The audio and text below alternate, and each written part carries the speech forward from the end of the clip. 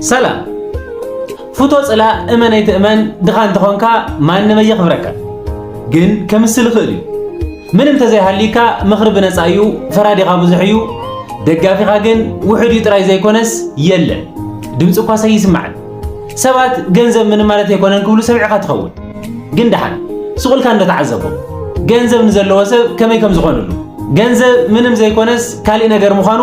ባዕሎም ከርእዩ ኻዮ ኣብ ቅልስ ኣብ ጻዕሪ ኣብ ፈተና እንተሊኻ ስልክኻ ማዓዝየ ሳይለንት ገይረ ያልካ ክሳብ ትድመም ዝድውለልካ ሰብ የለን ሕዚ ዝሃብካ ሃብ እትህቦም ሓሳባት ኩሎም ንሰባት ዘይጭበጡ ዓጀውጀው እዮም ሕልምታትካ ቀጥዕ ዝሰኣኑ ዓበይቲ ዝተጋኑን እዮም ሓደ መዓልቲ ዝተሳኽዕልካ ግዜ ግን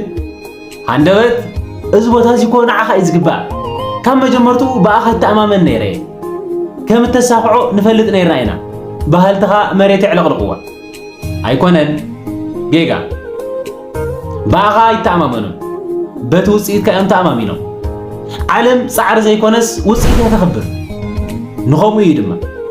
ኣብ ናይ ህይወት ጉዕዞ ብሕታውነት ዝስምዓካ ሰባት እንድሕር ምስተዓወትና ዘኽብሩና ኮይኖም ደሓን ንተዓወት እንዶ